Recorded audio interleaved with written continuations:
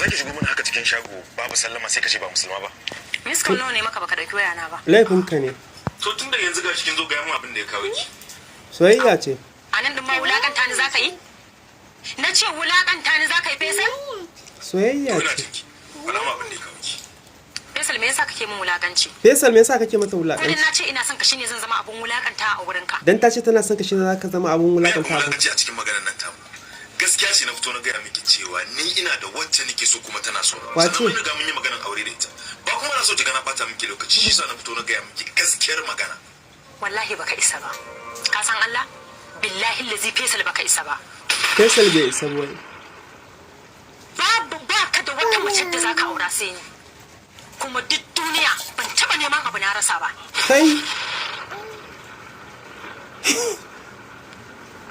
Dan haka babu wata mace da zaka aura.